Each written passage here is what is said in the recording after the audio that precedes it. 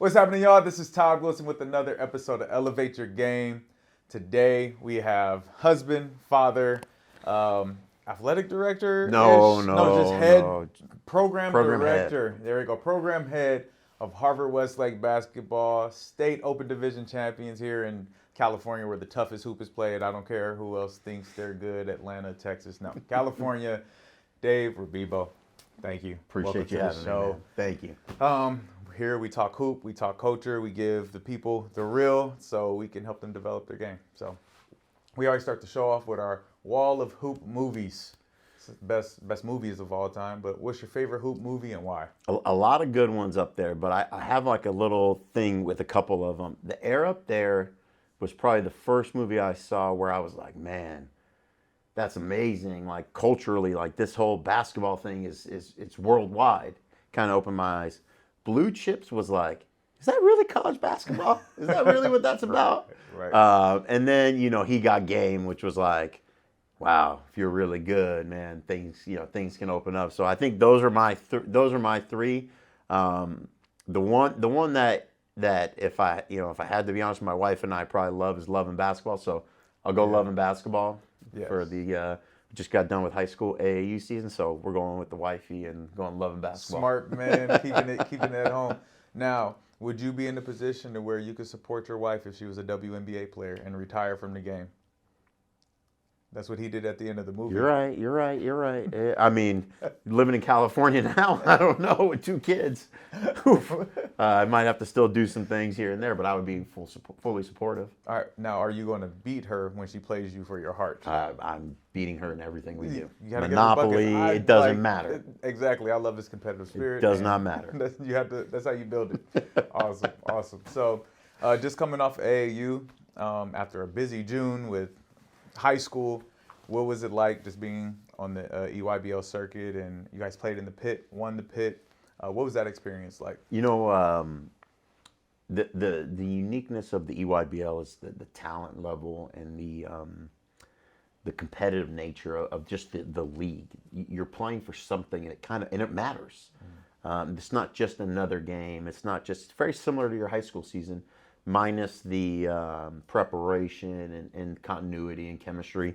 But there's also some really great coaches who do a lot of great things. And I find myself going to extra games and watching games on Synergy, getting better, using things, watching how things get manipulated and trying to figure out how I can coach that, teach that, and use that, so to speak. So from that standpoint, it's great. We had a good group. We got dealt with a lot of injuries early on in the AAU season, which kind of had our roster in fluctuation, but it was great. The guys bounced back, and winning the PIT was great.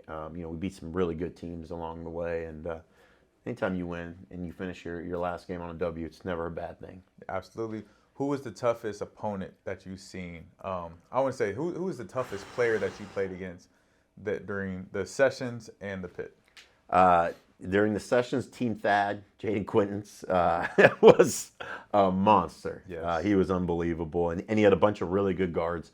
We talked about that game. They just played. One of the things that I value is toughness, and when guys just play, they don't worry about the refs. They don't worry about the score. They don't worry about what the stands are doing or any there were moments where we were hacking guys, and those guys just got back up and okay, free throws, let's go, dapping each other. And sometimes there were some hard fouls, and you could see guys get upset, that was a hard, man, what are you fouling me for, or whatever. It's just their toughness and their ability to be next play oriented, was so impressive to me. In the pit, I was pretty impressed with Team United. They just played with so much energy. They had size, some length, shooting, they had quickness. We were down 16 in the second half, came back and won. So that team was really good, and I was pleasantly surprised with them. No, absolutely. I watched a lot of you guys' games, and it's just amazing to me the level of competition and the coaching at that level, right? People think that, all the talent's thrown together, so you can just roll the ball out and whoever has the most talent wins, but it's almost the opposite. It's so much talent that the short amount of time that you have for practices and in between games and the preparation, like you said, is actually that in-game coaching and the connection that you probably make off the court that we don't see is what carries you through those events. No question. One of the best things Reggie and obviously Russ with Why Not do is integrating high school coaches to coach the teams and bringing staffs around them that support that.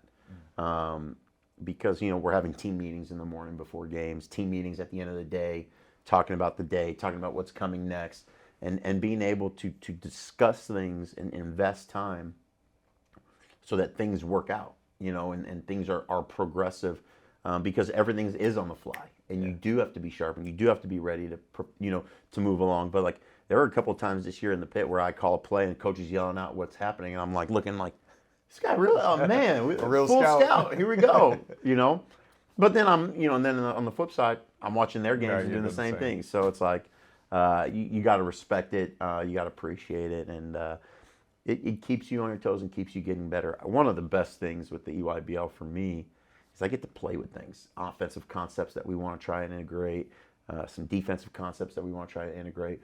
And it just helps me teach them and gain a better understanding of what works and what doesn't, even if the rules are a little bit different. Right.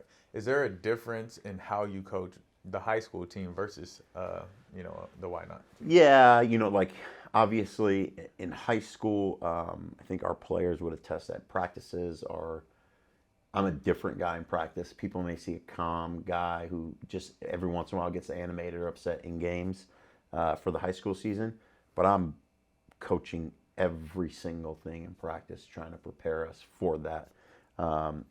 You don't get as much prep time with AAU, so I've got to coach things on the fly, but I've also got to understand that these guys are who they are. Like, I'm not changing this in 3 months. Like, if you're a really talented shooter, I'm not making you a multi-dimensional scorer in 4 months. I may do some things that help you get to spots, but your job in executing, that's on you at that point. And I think understanding that's really important. Not trying to fit a round peg in a square hole, right, so to speak. You kind of just have to let it. If this fits, okay, let's use this. Let's try to advance it and make it as progressive as possible. But let's let it be what it is. Let's not try to hammer that thing in there if it doesn't work. So I think that's really important. And it's kind of helped me in my player relationships along the road and helped me become a better coach. Absolutely. I think when you get to that grassroots level and understanding the game and what you're developing in them, that love for the game as well. What do you do to get these guys to understand that this is the beginning of the road for some of them, right? They feel like they're at the end of their career, and they all say, "Oh, thank you AAU for everything." Like, if you really want to be a part of this game, you're just starting. What are you teaching them life wise and character wise? First and foremost, at the high school level, it's character, accountability, and work ethic. Like, those three things are just staples, right? I carry those three things in the club. And to add and to kind of bring it all together, if you're doing those three things and you're trying to do the things that the coaches are asking you, you're on your way to becoming a winner. Everybody needs a winner. Yeah. Be a winner. Like, it is the number one thing that is said throughout our program from top to bottom. And, it amazes me when I talk to a lot of people and coaches that they talk to me about my players or this or that. And they never ask me, like, is he a winner? That's true. Because if we're being honest, your job's predicated on winning. Yes. So does he do the things that impact winning? Everyone's talented. Everyone's got skill sets, size, measurables, right? They're all there. Are you a winner? Yeah. At the end of the day, our guys know I'm about one thing: winning. And I make that known in the AAU circuit, and I make it known in the high school deal. I want to win. I go, do you like me yelling at you? No. Are you doing what I'm asking you to do? No. Well, let's work together. Right. Let's do this. Do you want to win? Yeah. So let's work together. And that's kind of my philosophy and how I try and approach it. I also try to get feedback from coaches about players and try to help them. Hey, look, these are the things that they're seeing right now. Go do these things. Yeah. Are they the things that I'm asking you to do? Yeah. Let's do them. Let's do them. And to me, it's about connecting. You've got all these parallels of, well, this, well, that, my trainer, my this, my parents did this, and it's great. I understand it. I understand why it's a part of your deal. But can that all align so that it's running parallel with winning? Yes. Because if it is, you're going to do the things you need to do. I've never had a college coach say, hey, what is he average per game? They don't care. Yeah. They're asking, well, is he a good worker? Is he a good rebounder? Is he a great teammate? Does he go to class? Does he show up to the weight room? Does he? Because the rest, and I hate to say this, but I've only had one coach in all my time ask me about a guy's percentages. He didn't ask me about his numbers. I mean, his production. He wanted to know percentages. Hey, what's his 3-point, free throw, field goal percentages? And I was like, oh, man, there's a reason you just won a national championship. There you go. So, Yeah. anyways. Man, the details, right? That's why you won a national championship. How did you get to understanding what winning was? So now let's talk about you and your journey. How did you get to what winning was? So now you could talk to kids, hey, I want to win. And you have, you got the trophies and the rings to prove that, right? So how did you begin that journey and get the kids to buy in that early in your career? As a young player, we didn't have the social media component. It was kind of like go play at Shoot Park, and Mom and Dad, can I go to Shoot Park? No. Okay, I'm gonna ride my skateboard. Cool. Okay, bye. And then you play and you lose a game, and now you're sitting for 45 minutes, and it's like I got to be home at this time. It started to make me a little crazy competitive because I'd be like, rebound, and start kind of getting animated about the things that went into us staying on the court. Yes. And as time went on, that was kind of the player I became. I wasn't very athletic or terribly skilled. I didn't have like a shooting coach, a ball handling coach, or this or that. The luxuries. I was in the backyard playing one-on-one and trying to play with friends and hopping the fence, trying to go play at the school, local schools and things like that. So I took value in the lessons that I was learning at the parks playing. Yeah. And then as time went on, Will Burr, I was coaching in his league, who's a coach at Oak Park for the girls. He would just drop knowledge on me all the time. Just, hey, this, hey, that, hey, you need to think about how to do this. You need to figure out ways that you can integrate these things into your coaching, into your playing. And he was letting me coach in his youth league at the time. And we became really good friends. And then I went to work for Russell White, and I got to see a different side of it. Russell's very intense and passionate and a really big-time coach, obviously, who was detailed and organized. So then I got to see, okay, well, hey, this is what it takes, but this is how you do it from an organizational standpoint. How can I mesh these things together? And I think through trial and error, you evolve with time and you kind of become you. Yeah. I think as a young coach, a lot of us think we're just ready. I never felt like I was ready. I felt like I needed to be Will and I needed to be Russell as an early young coach at El Camino. And eventually I took both of those and I became me, which I thank them both. And obviously they've been two major mentors in my life.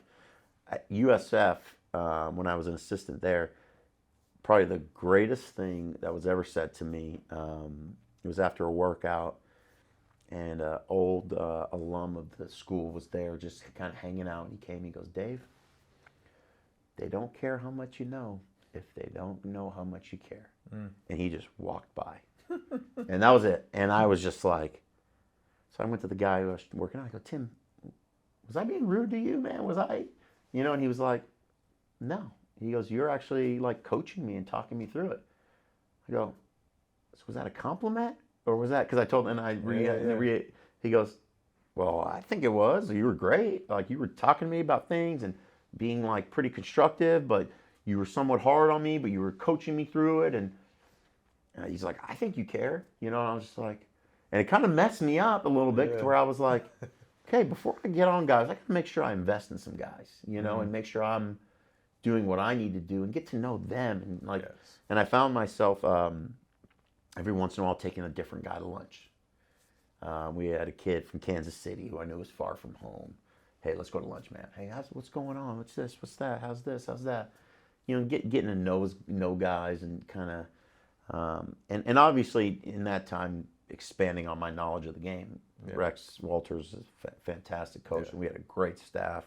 And obviously Rex was a great player, played for Roy Williams, Pat Riley, and Larry Brown. The list goes on and on. Played in the NBA, etc.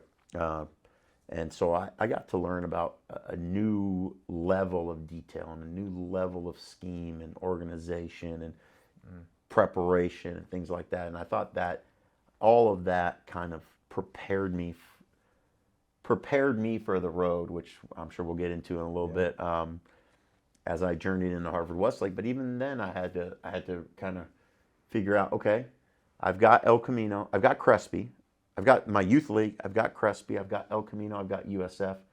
I'm at Harvard Westlake. What works? Yes. And through time, you know, I knew we were gonna be of high character.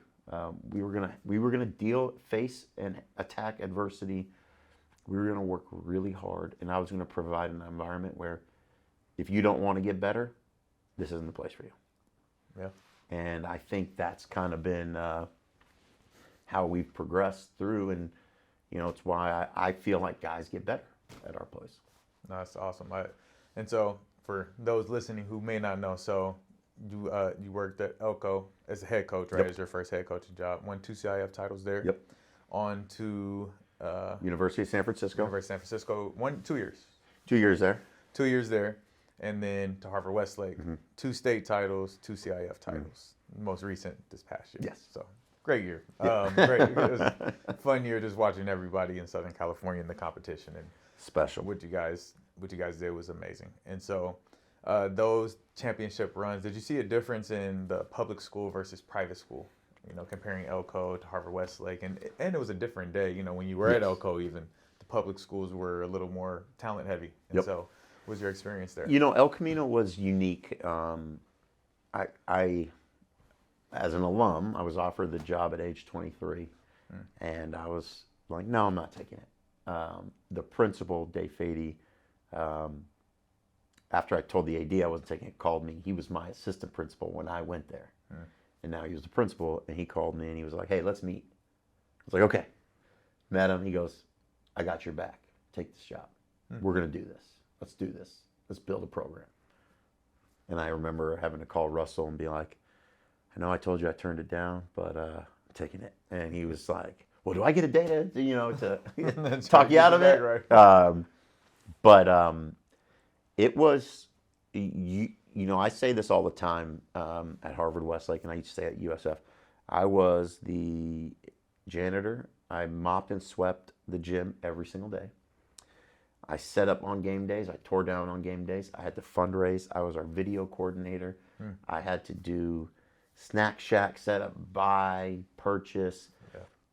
I organized our weightlifting programs based on what we could afford and hiring people and trying to do everything that we could to maximize our guys' time and give them a one-stop shop, while trying to maintain gym time and all these kinds of things, so that we could provide that one-stop shop. And it's challenging, man, but it made me better.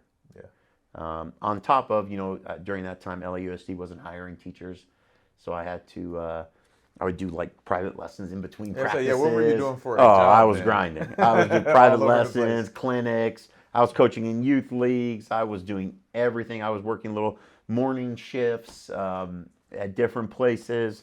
I was grinding as a 23-year-old and trying my best to just build a program. And my first year, we went 9-21.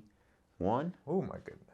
9-21, and I was like, yep, I need to go into construction or something, because this isn't, I don't know what I'm doing. You would have been a great construction worker. You work hard, you're organized, like, it'd be some nice houses being built or whatever. My dad disagrees with you, because when I told him I wasn't going to be in construction, he's like, good, you're not built for this. But, you know, so then we had the same group back the next year. We graduated like 1 or 2 guys. And we just went to work.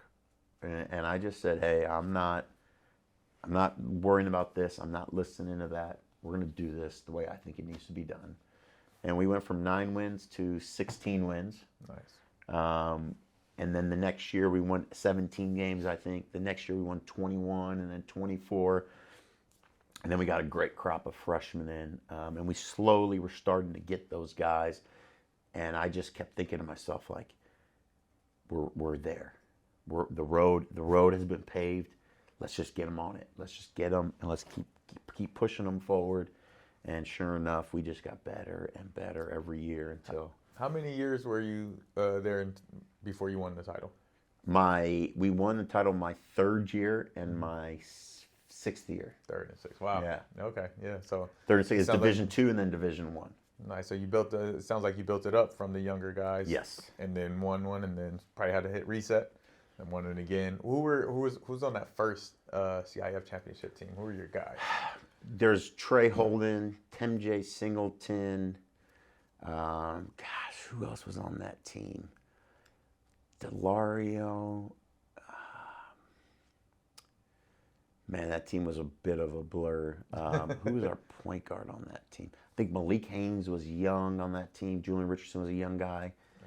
Anthony, there's a kid named Anthony like Reyes. Anybody still playing basketball? I don't think so. Okay. Evan Wardlow would be one, but he was on that next year where I think he came in the next year with Malik and Julian. Okay, yeah.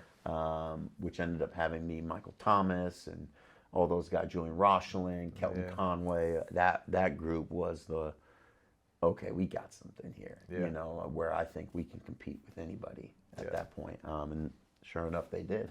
Yeah. Now, so, Mike works with me now. Yeah. Full circle. It's just cool to hear the stories and the time he had. And, and so that second time around, what was it like between those years that you weren't winning? You reached this pinnacle of, hey, we got the CIF title, and then you had to wait. It was unique because after we won, I went to I think it was Taft Westchester in the Division I City Section Finals I think it was at Galen Center, and I was like, "That's a championship game. That's when I can sit back and enjoy an off season. Like when we do that." Gotcha. And it became my the needle moved a little bit for me, and it got me going a little bit, got my juices flowing. I felt like, hey, we took steps forward, but I was very clear that hey, I want to win at the highest level, the right way, and we want to do it with the right guys who are bought in, and I want to sleep well at night. Right. I'm not, no promises, no nothing. Work, let's do it. We've got the foundation now. Let's build this thing. And slowly but surely, we were getting there, man. And every year I would try to take on, I would try to call Coach McKnight at Mater Dei for a game, or Coach Azam, or Coach Catani at the time. And I would call Coach Catani every year, like, hey, we need to get in the state preview. Please get us in the state preview. Coach, we need to get in the Fairfax Summer Classic. Yeah. Coach, we need to get that. And to this day, he's like, man, you used to drive me nuts. And I'm he lets you in all the events now. And now we're in. And he finally let us in that. I remember the first year he let us in, he had us play Orange Lutheran, who was loaded. And we actually beat them. It was Malik and those guys, I think sophomore, junior year at Fairfax. It was like an 8 p.m. game. And I was like, man, they had a bunch of guys, a couple guys going to Penn State and all these places. Wow. And we beat them. And Coach was like, hey, Coach, you're in everything from now on. Good job. And that was it. Okay, great. Hey, nice. all the bang, door banging helped you get through and get in. Working through those. Now, what made you take that jump to college when you were successful in this high school realm? And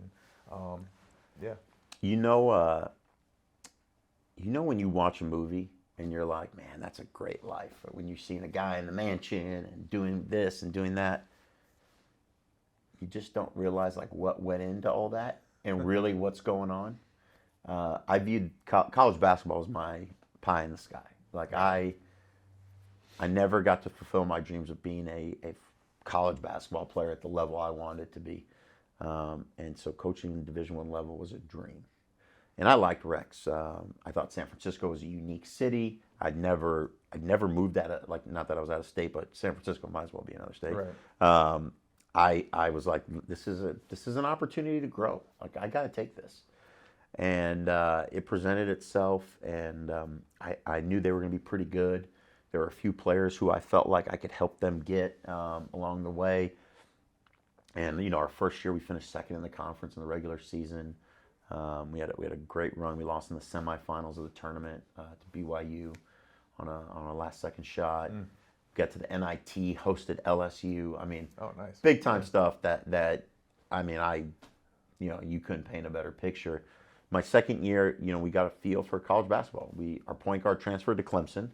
Our wing transferred to Arizona. Another kid left to UNLV. Another kid went to Washington. Yeah, you were the And now we're in a portal rebuild. before the portal. We were the portal before the portal. And now you're in this rebuild, and it was a bit of a struggle. But I value the struggle. I think that's real. Yeah. Everybody feels good when things are good. I want to see who you are when things are bad. Right. I want to see how you handle things when they're not going your way and how you push through. And for me, there were dark moments, don't get me wrong, where I was like, man, like, this is brutal, this is tough, I don't know. But then there were moments where I'm like, get better, dude. Figure it out, and kind of find a way to help this group and find a way to help our coach. Where did your resilience come from? Where do you think, what's that rooted in? My family, I think. My parents were middle, lower class family who, my mom always had to work, my dad had to work. My mom's battled health problems her whole life and never missed a game or missed anything. Never would show it on her face to this day. So I think my family's played a big part in my resilience. But it's also, I'm by nature, I've always been a very competitive person. You have siblings? Huh? You have siblings? 3 younger siblings. I'm the oldest. My family, I have a huge extended family. Okay. So I was never the oldest. There it is. Yeah. Yeah, I would get No, pounded on. I have older brothers and cousins, and then I have an older brother and a bunch of cousins, and then I have some younger ones too. But we're all pretty competitive, but that's definitely where that edge came from, right? Oh yeah, 100%. It plays a huge part. So I think that's always kind of played a role. But then I'm always, for whatever reason, when people have told me, "Hey man, you're a really good shooter," I'm like, "Well, I got to work on my ball handling then." Why are they talking about, hey, you've done a good job in your reading and your English and writing and this and that.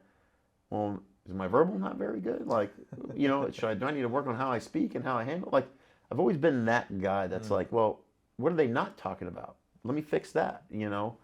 I don't know why. My wife probably is not a fan of it. I'm not a fan of it a little bit. Like, are you enjoying your championship right now? Like, did you enjoy it for a little bit? I enjoyed it for a couple weeks. Okay. I can had accept a that. couple weeks.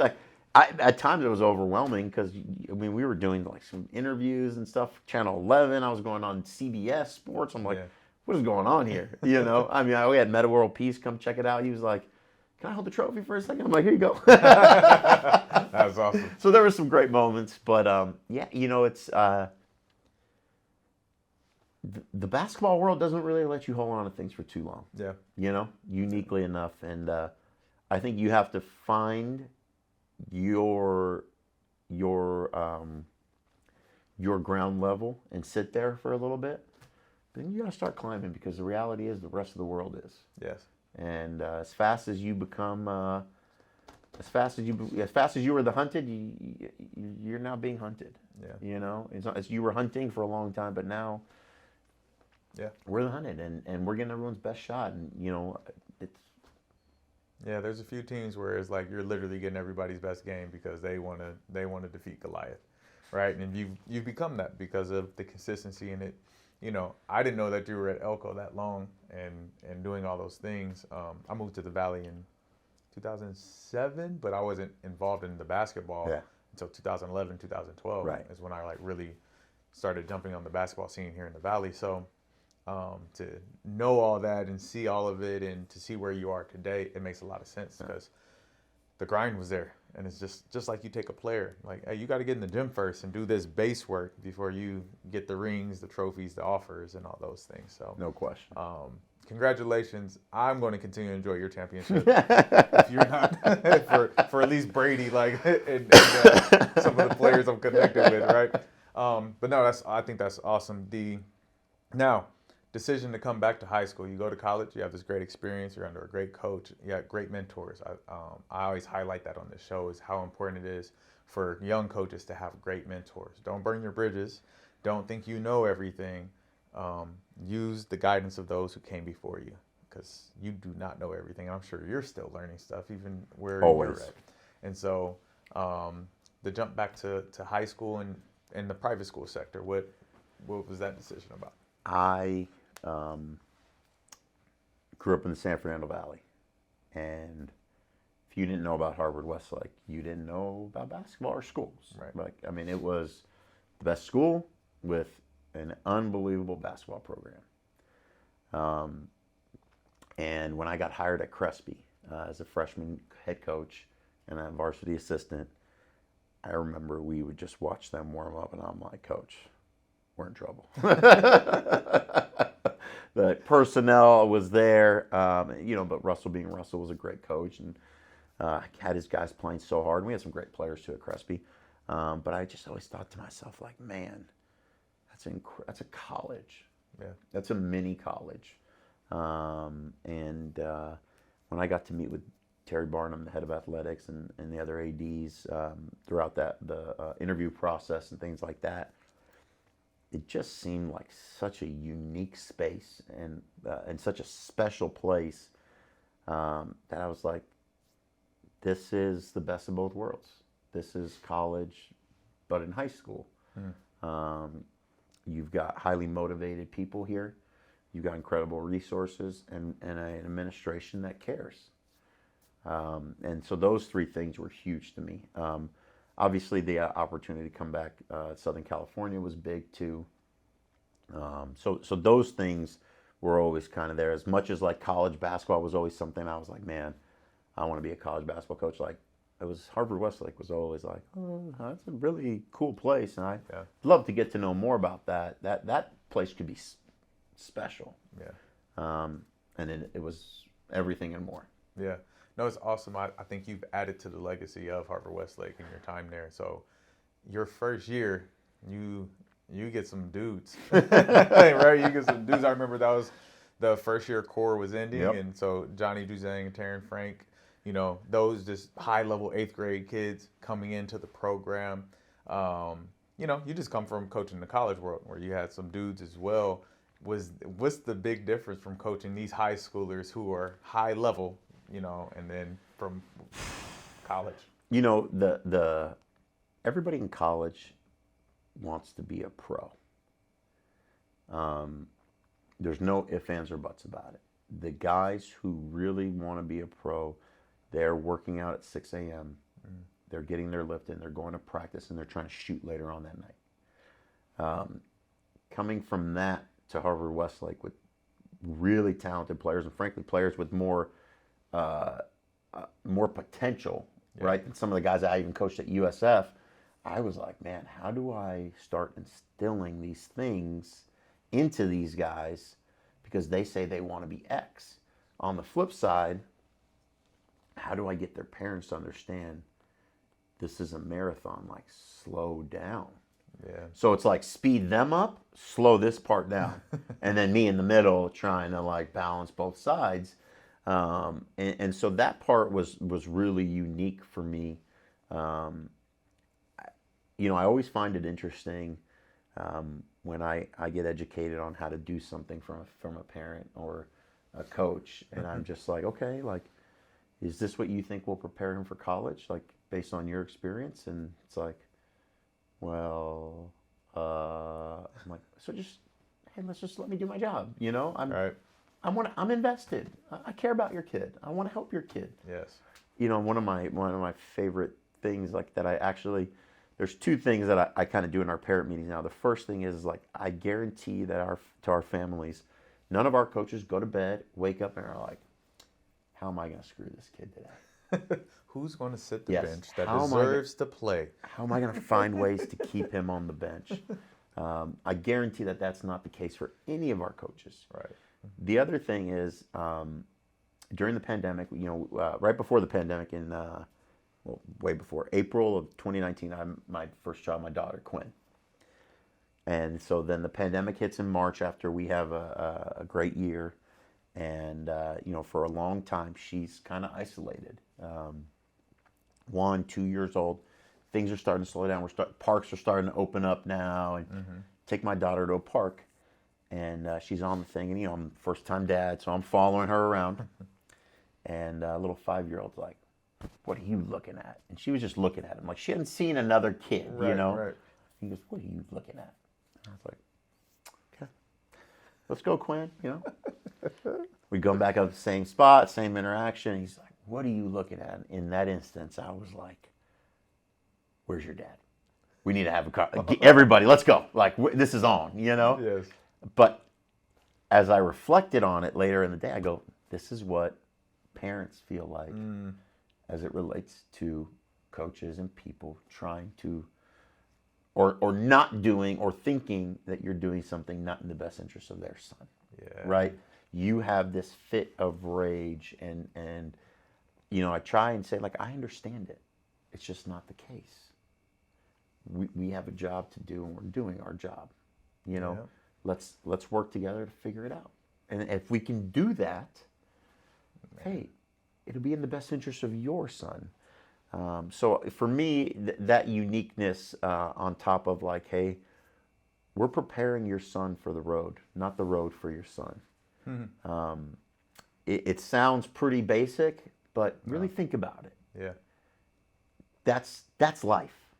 And the more we buy into preparing him, and the less we buy into preparing the road, the faster we're going to find success. Yes.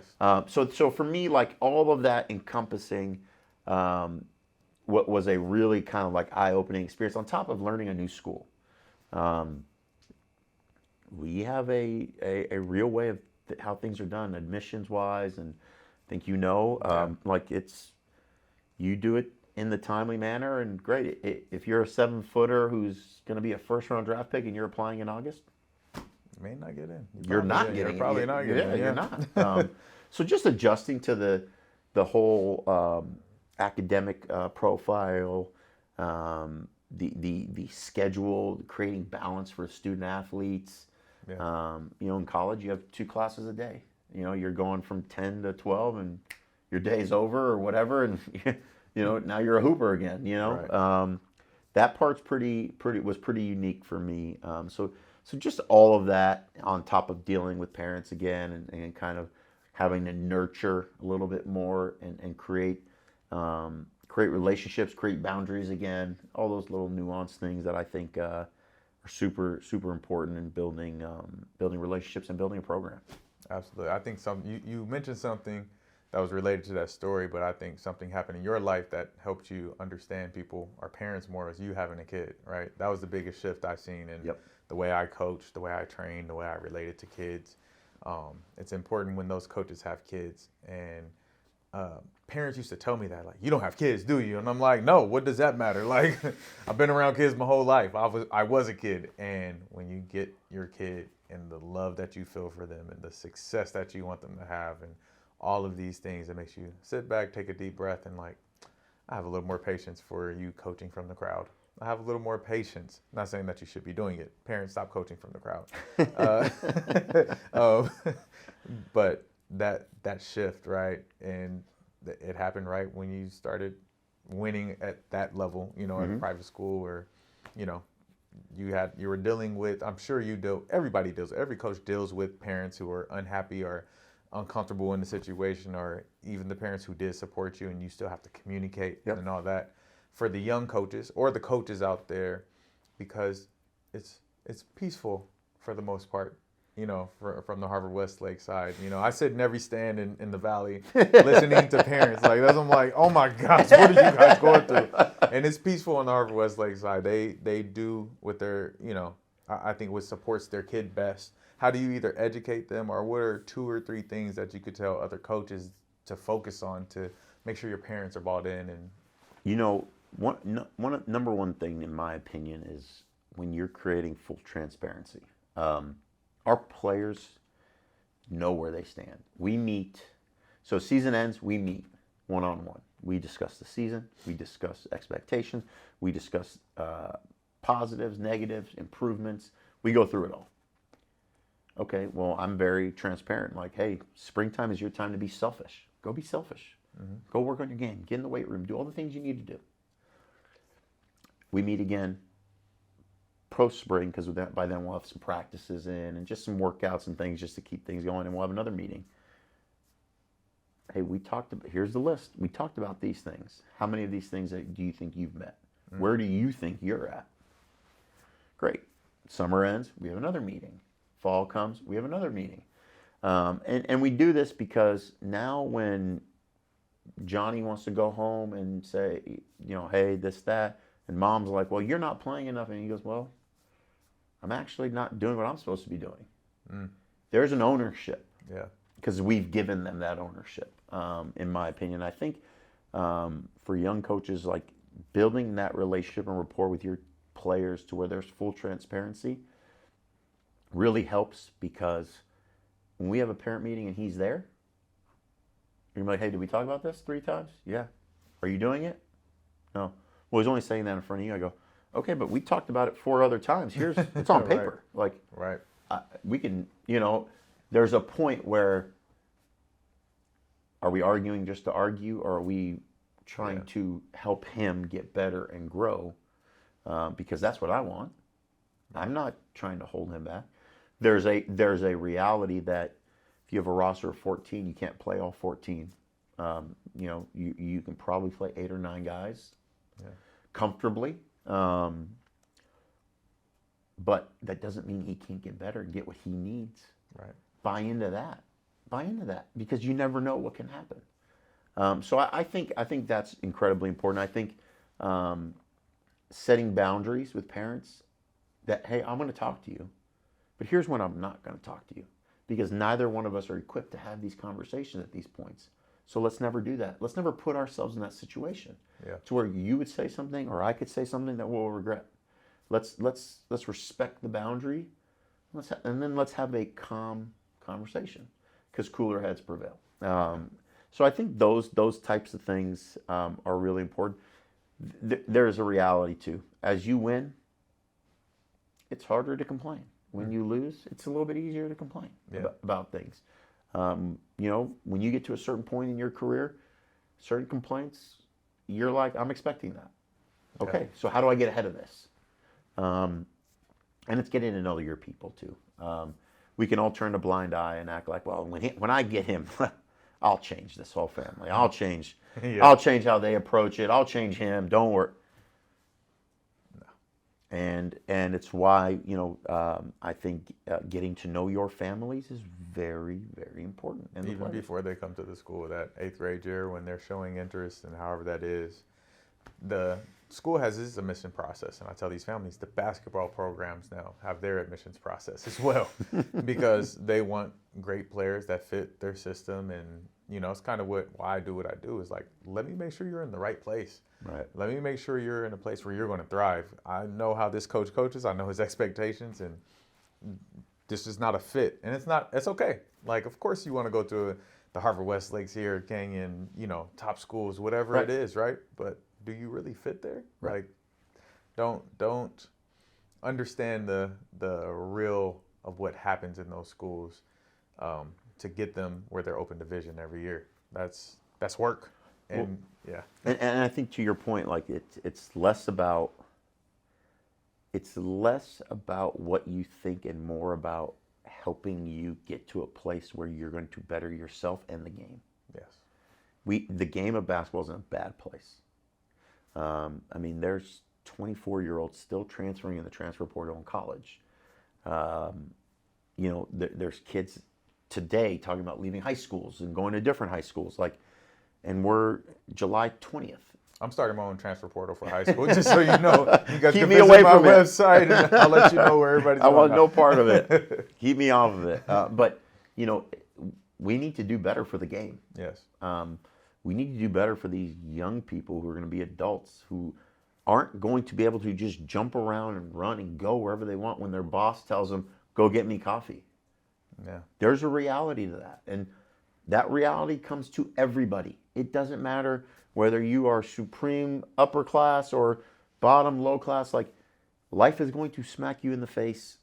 You need to absorb it and learn from it and move on. And I think those types of things, those hard conversations are so important because I'm okay having difficult conversations.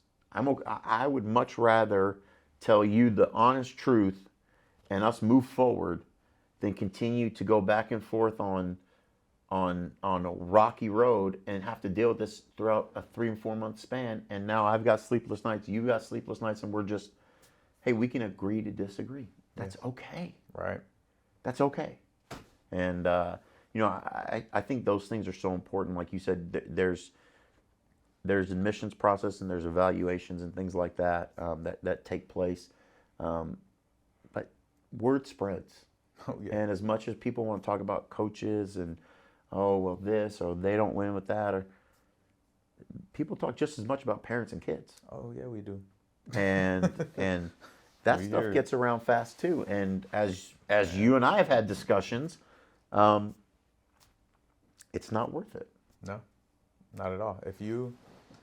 I feel like there's a path of the kids who have made it to college in the Valley, out of just the Valley, right?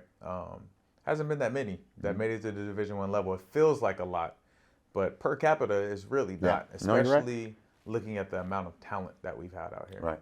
A lot of those kids, if they didn't come from another state, I just want to say that because I think there's some special things where, hey, Sierra Canyon has some opportunities to get a BJ Boston and move from Atlanta. He was going to college regardless, and awesome for him and what they did, right? But the kids that you look at in the last 10 years or so, the kids who stayed at the school for at least 3 years, and stayed with it through the adversity. There were times where I remember Johnny's freshman year, frustrated with you for I don't know what. Coach Rebibo's crazy, right? And any kid, right? And we're just talking through it. Like, how do I deal with this? He's asking me, how do I deal with this? And I told him, I was like, well, do this now if you want to go to the NBA. If you think Rebibo's, tough, wait till you get to college and wait till you get to the NBA where you get paid for what you do. Right. And I think that was end of his freshman year. And then you seen a change in Johnny between his freshman and sophomore year, just maturity-wise, amount of time he was spending in the gym, his focus, everything shifted. And I think with Team USA, combination of probably a year with you, Team USA, and the adversity that happened in his life where I want to be an NBA player. Mm-hmm.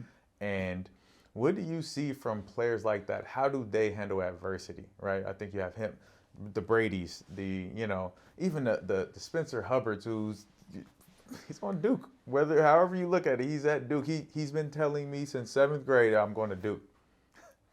Spencer's 5'1" at the time, and he's doing it. How do they handle adversity different from other players? It's those guys, in my opinion, come to us with a desire to be the best and compete. And when you make that pact, we're locked in. You want? Great. I want to give you. But I'm taking too. And I have expectations too of things that I want. Because what I want is to win. What I want to help you with is to help you be a winner. If I can help you be a winner, you're going to be a productive college basketball player. Because like we talked about, college coaches get paid to win. Yeah. Bar none. Well, what's the most important thing then? You're a super talented guy. You've got to be able to defend. You've got to be able to practice really, really hard at a high level. You've got to be able to listen, handle adversity, be coached, and also accept doing things you don't like to do. Yes. In certain situations. And in certain situations, it may be passing the ball. In certain situations, it may be shooting the ball when you're open, and when you even though you're surrounded by really talented guys. It's just understanding of time and score and all these little nuanced things where you're absorbing coaching. Spencer, Johnny, Mason, Brace, Holden, Cameron, Landon Lewis, Jacob Huggins, Brady Dunlap, Trent Perry, who didn't start for 2 years. Right. And I was going to get into that next. Just the talent that you have up and coming. Him, Hinton, Nick, like Christian Ori, Amir Jones, Bento, it's crazy. The amount of talent that you have coming in, and the kids who understand the process even early on. You have kids who could probably play varsity anywhere else that are on your JV team. They'll be varsity anywhere else, but they get it. There's no complaint. There is a buy-in to the process of what that looks like, and I think that's so special. Yeah. From those families, I want to commend those families for understanding that and seeing the bigger picture of. Let me explain. Let's even talk about that. Why would kids do that? One, because they're learning from Division I players. They're learning under a Trent who learned from Cameron before that, who learned from Spencer before that, right? And now the Amir gets to learn and play against 2 Division I players every single day. And so when he plays in the EYBL, he's ready. When he comes and gets time on the court during the summer, he's ready because he's experienced it. So that's why you wait, because you have to be prepared. We've had multiple NBA players on this show at this point. None of them played their rookie year. None of them. They were like, no, I was in my suit. But Delon and Darrell were on the show, and they were. He was like, we used to look for Darrell and what suit he was wearing for the game on national TV because we knew he wasn't playing his first year. It's like, yes, that's what it looks like. When you go to college, there's 25-year-olds in front of you who've played 4 or 5 years of college basketball already. No, you're not going to play. Even further than that, like Jason Hart played JV at Inglewood High School. Crazy. Crazy. And the list goes on and on. Yep. And so it's not every place is for everybody, right? Yeah. There's a reality to that. Yes. To me, I think you have to see big picture. The school, the educational component, the people you're around, the relationships you can build every day in school for 8 hours. Yeah. I mean, let's just go there, right? Like, that needs to be considered, because those are some of the best relationships you're going to develop in your life, the most organic relationships you're going to develop in your life. Yeah. Take that, own that, right? Then from there, now you look at the basketball component.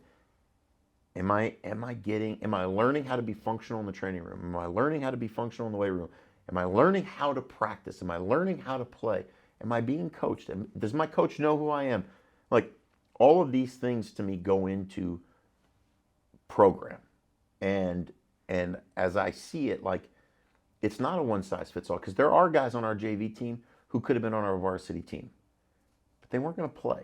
Yep. And I need them to play. Yes. And I need them to get better. Yes. I need them to grow. I need them to look at the time and score and understand what's going on. And the only way you're going to do that is by playing. Yep. And so I'm overt with these conversations, the transparency, component, back to that. And there's a plan. Isaiah Carroll had a plan. And I'm starting to see that we are starting to see that pay off. Oh yeah. And he's getting there. Yeah, very impressive down at Section 7. He was very good. He looked like, I knew you can do this, like you're doing it. No, he looked great. But amongst other guys. Right, and the list goes on and on and on. And it's hard in the moments. It's hard for parents who aren't professionals, so to speak, to understand me, the professional, and what my plan and my vision is and how I'm doing things, even if I've gone over it. Yeah. Right. As much as I'd love to say, like, hey, we haven't discussed this, we've been transparent about it. Stay the course. It's going to be okay. And I think those stories tend to be the ones who handle adversity best. Got it. And make it. And so when we talk about the cesspool of talent not cesspool, but the pool of talent in Southern California, why we don't see it's because I don't think enough really, really talented guys, A, get coached, B, are told the truth, and C, are put in adverse situations and forced to figure it out.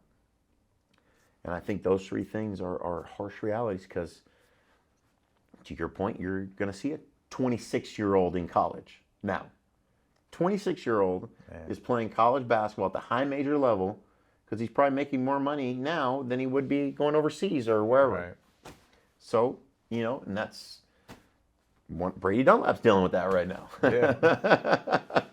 Right. And hopefully he's handling it well. He's built handling for it well. adversity. He knows what it means to, to handle that. And that's I love basketball as the metaphor for life.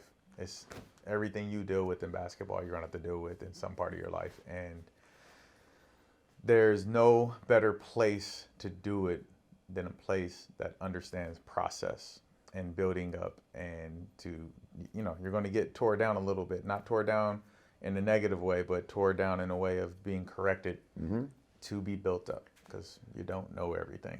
And so I look up to how you keep kids in the program. Thank you. Everybody has transfers, they come and they go, but the consistency of, we can follow Trent's career because he's been there. Yeah. It's going to be 4 years that he's been there, and man, did he get better. Yeah. Man, did he start making better decisions. And we can call out the game where he's, against Corona Centennial, it was just amazing. Like, oh yeah.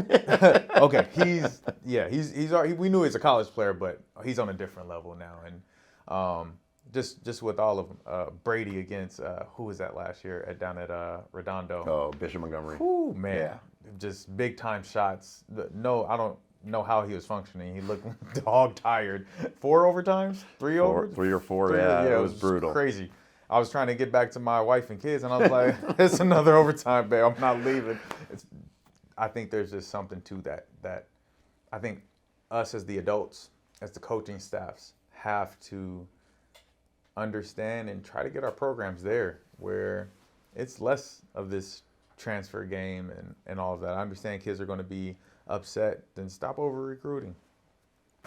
Yes, high school coaches recruit, whatever. We'll call it that day. Admissions process, however you want to say it.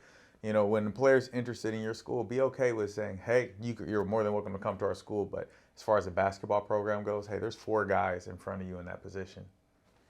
Be okay with saying that, and instead of loading up on a bunch of talent and not allowing guys to build through that process. But at the same time, the parents, put your kid in a situation where he's in a process to be successful.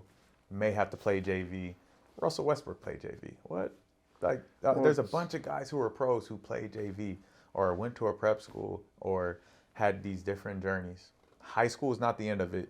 Going to high school and then going to a high major Division I does not promise you to get to the NBA. No question. And it's actually kind of the opposite if you really look at the statistics. It's the guys who... Well, there's a reality that there's just no guarantees, period.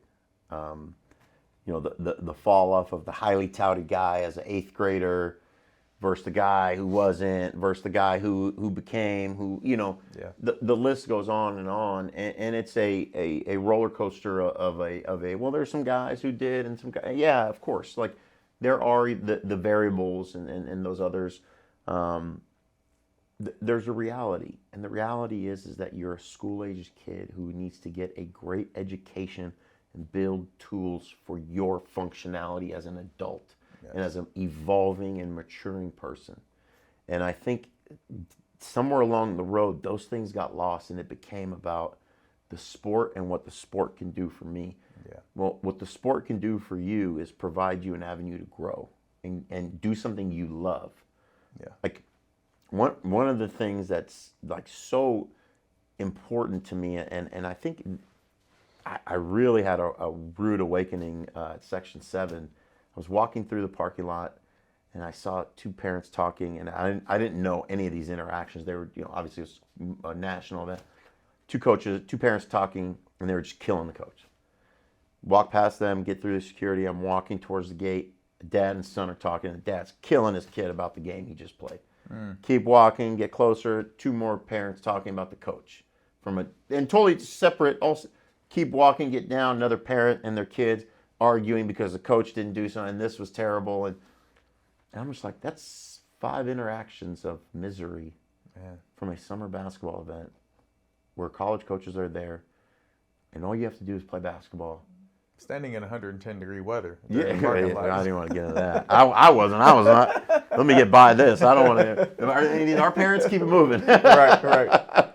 No, that's the thing, is the education to the parents. This is literally why we have this, is to educate the parents on, man, those one moments that you're talking to your kid about, they're not going to remember, but they will remember you screaming at them in the parking lot about something that happened on the basketball court. And you just never know who else is there and listening.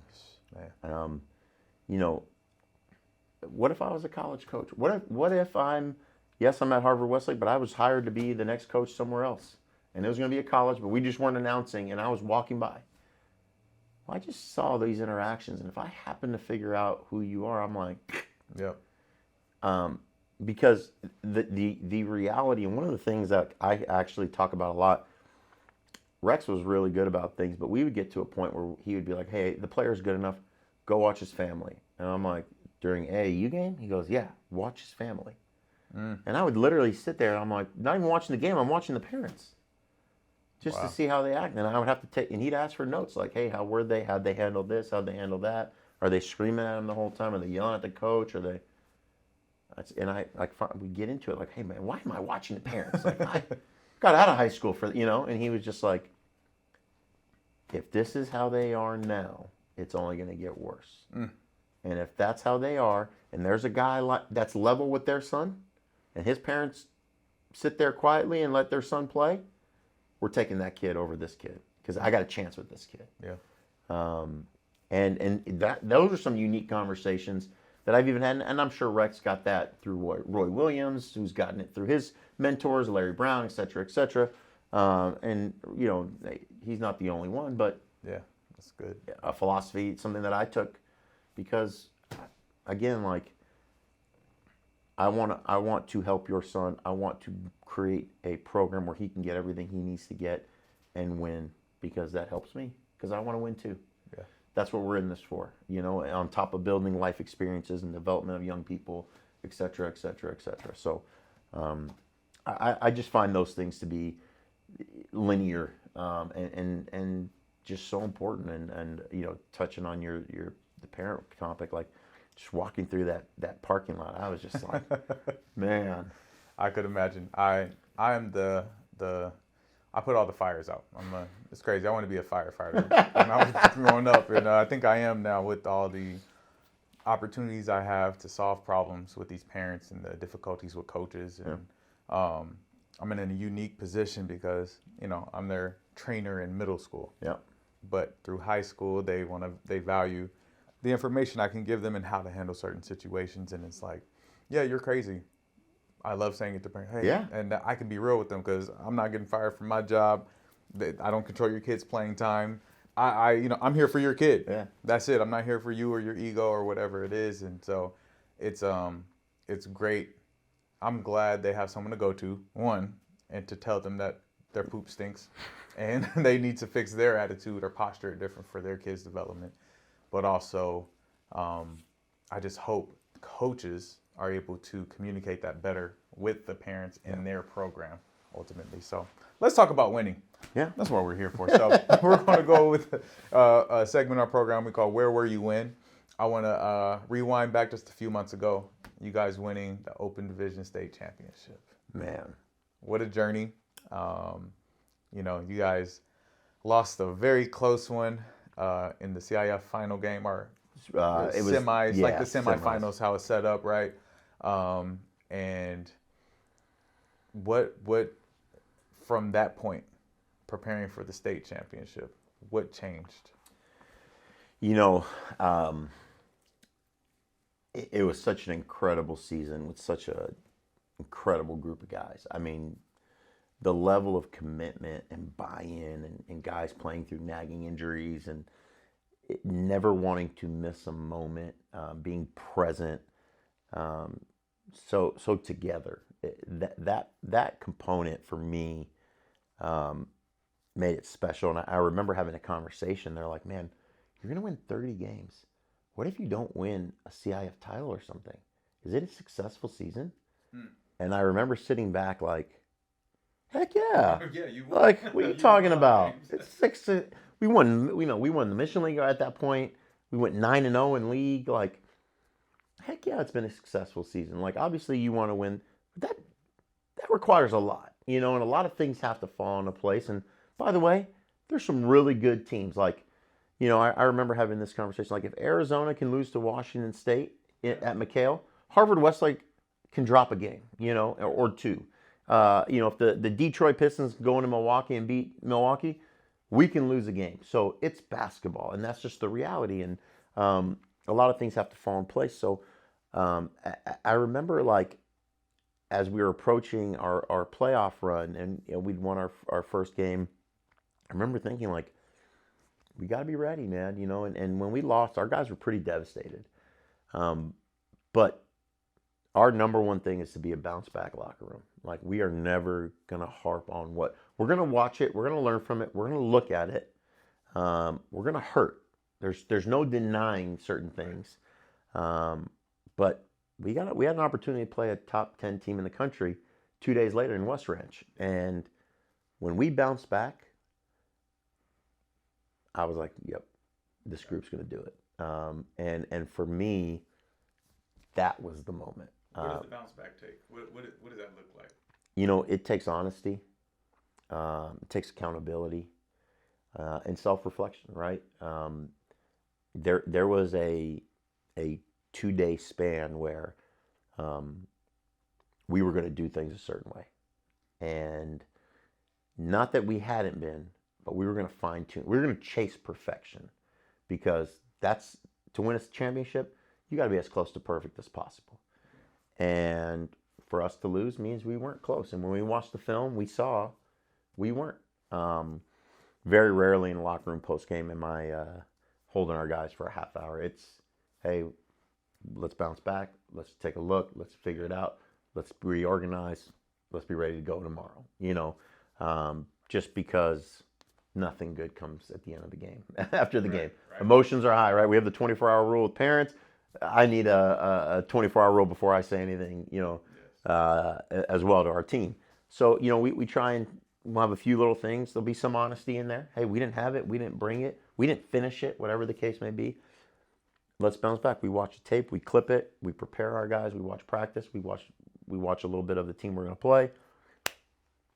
Back at it. And on my end, it's how can we be closer to perfect? How are we going to chase that? How are we going to attack that?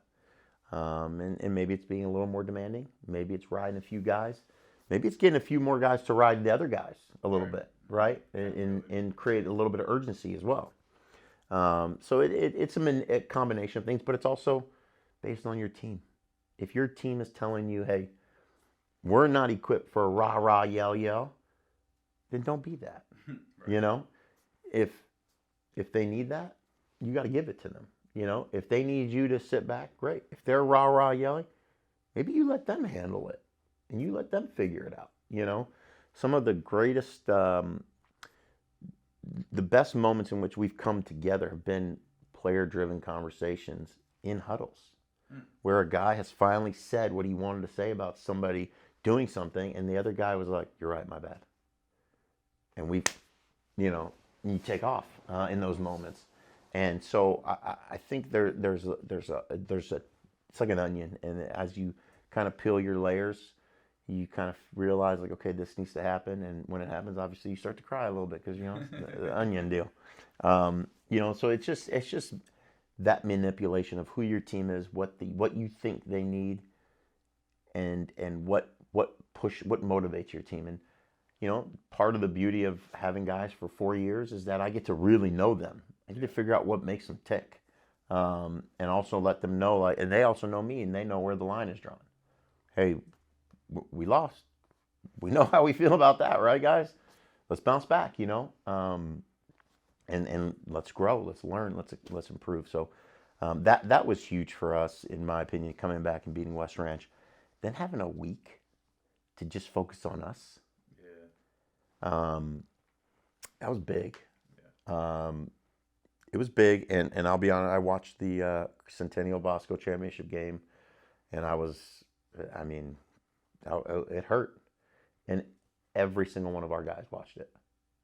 Every single one, and we were in a group chat, and they were all talking about it and pinging, and, oh my God, this, oh, he turned it over, oh, McBride, or this or that. And I just remember sitting there like, okay, turned it off, and I said to our guys, our run starts Monday. And that was it. And then, we had the chance at Bosco, played a great game there, and then got to go to Centennial, and we played really well. And I felt that the West Ranch game, though, for us to bounce back, knowing we weren't going to play in a championship game. Like, we had a chance. We needed Bernards to beat Bosco, but knowing that there was a chance we weren't going to, but we still competed and did what we needed to do to win that game, I thought we had a real chance at winning state. Yeah, absolutely. You try to figure out how people are going to respond, right? You can watch the game, and you can see in the Bosco game there was just some effort things, right? It just looked like some effort plays. Like, what are you guys doing? It's not your character, right? It's just some effort things, and it's like, man, are they tired? Are they done? Like, they've had a long season, and we've discussed how scheduling should go for the fall versus the winter, and all those things to make sure when you're going on these long runs that you're not burnt out. And for a moment I'm like, oh man, are they burnt out, tired? Right. Like, what's happening? And then you see the West Ranch game. Oh no, they're fine. They just had a little lapse, mental lapse is what it looked like. And to even the energy in the championship game, and you just kept coming. Just kept coming. You're like, oh, is Centennial going to make a run? Wait, are they? You see it, and nope. Trent has an answer. Nick has an answer. It was just, and everybody just contributed. Everybody did their part and played their role. Yeah. And so congratulations again, Thank you. man. It was Thank awesome to see. Awesome to, I think as the Valley, we have to celebrate everybody. Absolutely. Out here, because we're all family at the end of the day. No doubt. The same things for these kids, and the competitive side, coaches want to win, but congratulations on what you did there. Thank you. All right, so we're going to the next segment of our show, My Rushmore. It's your top 4. The subject today is your top 4 unranked high school players who got drafted to the NBA. So I'm not quite sure, but I'm pretty sure you got to go Kawhi. I don't think he was ranked in the top 100 of ESPN. Got to go with my man Russ, obviously. Yeah. Steph Curry. I mean, you could throw Paul George in there because I think he had a P night. He wasn't, ended up at Fresno State. And then obviously Klay Thompson. I mean, there's more. I mean, that's 5, but. I think Klay was 77. Was he 77? Okay, so we'll stick with Paul George. On Rivals. Okay. Like that, but okay. Okay. Yeah. So I mean 4? That's 4. That's your 4. That's my 4. That's your 4. Of those 4, were you able to see any of them in high school? Play while they were in high school? So I saw Kawhi play against Taft in the, I think it was CIF regional final, or maybe it was a CIF final. I saw Kawhi. He was unbelievable. I did watch Klay Thompson pull up from half court a couple times in the game once against Mater Dei. Paul George I never saw live. Russ I never saw live either. Oh, really? Yeah. Who else was Steph? I never. Yeah. Okay. And then could you tell that Kawhi was a pro, knowing what you know now, thinking about his game in high school? I remember seeing him and being like, what position is he going to play? That was my question. I'm like, God, he does everything. He's everywhere. But what position is he? Like that was my thing with him. Like Clay, you're like, man, just get him space, and it's a bucket. But Kawhi, I remember just thinking like he does everything. He posts up smaller guys. He drives bigger guys. He gets his hands on everything. He rebounds everything. He guards everybody. You have size 20 hands. You can get your hands on everything. You know what I mean? And so I just remember watching that, and I was just like, he's everywhere. He is driving this team crazy. He's impacting the game. But then, like, I was just like, I wonder what position is he? Like, what did he do really, really well? And that was before I think the NBA was at its current state with the pace and space Yeah. and all that kind of stuff. So, interesting. So, unranked Curry for sure. I'm gonna think about this. I actually have Dame up there. I don't think Dame was ranked at all. No, that's fair. From the mud style right there, right?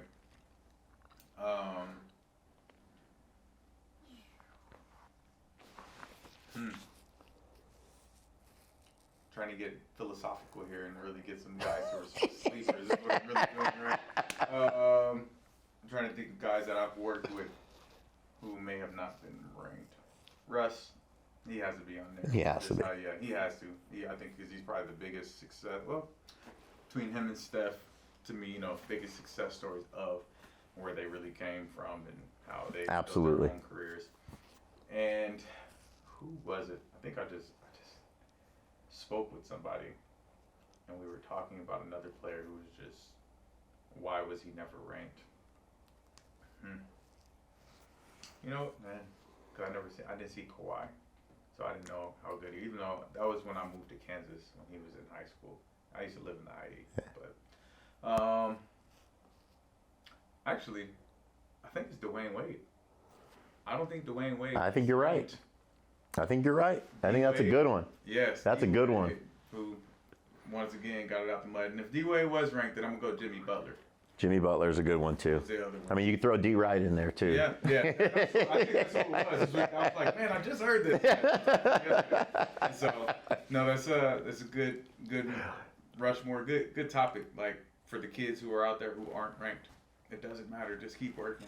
I mean, you hear the word marathon thrown around so much, but it really is. Like, run your race. Yeah. Keep your blinders on. Comparison's the thief of joy. Yes. The end line. Get to the finish line. Stop worrying about everything that's going on around you and on the sides. Just stay on that path, man. And I think a lot of kids want to be Steph Curry, right? He's one of the guys that people, we want to be like Mike or, that's pretty much it for our generation. We want to be like Mike, these other dudes. And for them, it's Curry. And it's like, okay, if you want to be like Curry, then only have one school recruit you. That's a Division I. Go there and be there for 2 years, 3 years, 3 years. 4, I think. Was he there all 4? I think he was there 3. Oh, 3. Junior. He left his junior year. Go there for 3 years and then go to the NBA, get drafted after Johnny Flynn. No, not to Johnny Flynn, but where are they now? And then get your ankles hurt your first 2 years and then become Steph Curry. Like, that's his real journey, not this, he's a little guard and nobody believed in him, so he just shot. No, he went through his journey, whatever that looked like for him. So you can be on JV as a freshman, top 8th grader in the country. You can play 6 men on varsity as a senior and still make it. So, great topic, because that's near and dear to... I think it's what the basketball is about. All right, so now we're on Flip the Script. 2 questions for me. You are now the interviewer. I'm the interviewee. 2 questions for me. Anything in the world. I love it. Here we go. First question that I have is, as you go through your day interacting with parents, dealing with coaches, what is the most challenging component of being the middle guy in trying to help the game of basketball? The most challenging component. Honestly, last night, I am just getting home. My daughter's in summer camp right now, so she likes to stay in summer camp like the whole time. So we got to pick her up late, which leaves us only a couple hours to spend time with her, right? My wife watches my son. She's stay at home. She's with my son all day. So when I get home, I want to spend time with my family. And I get phone call number 1, misunderstanding from a coach. Something was said to a kid that probably shouldn't have been said to a kid. It wasn't nothing disrespectful, but it was something that should have came to the parent first, and I'm the one to handle it. Okay, so my daughter is in the process of, let's go play in my room. I'm playing Pokemon in her room, but I have to take this call because the urgency. Hey, do you have a moment? My wife's on the line too. Dang, okay, this must be serious. Could it have waited? Probably. Hang that up. All right, I'm walking back out. Come on, let's go finish playing Hello? hey, so and so's thinking about leaving the school. Do you know what's going on? It's the time management of it all. And I have a rule. So after 6:30, phone's away. Yeah. No matter what, right? But then I have a call from my brother last night after 7:30. He has access to me whenever. It's my brother.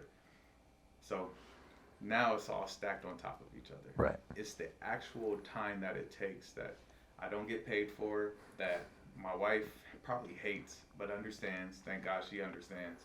And that takes away from my kids. Yeah. Because parents are so involved and focused on their kids. They don't necessarily think about, Todd has a 2-year-old and a 4-year-old. And it's that part, it's the time management of it all.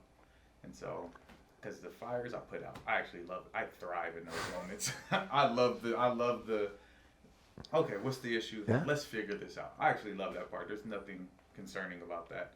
But it is the time management and me wanting to be present with my kids. Well, you know, and as you kind of touch on that, people don't realize, like, Thanksgiving, Christmas, Hanukkah, New Year's.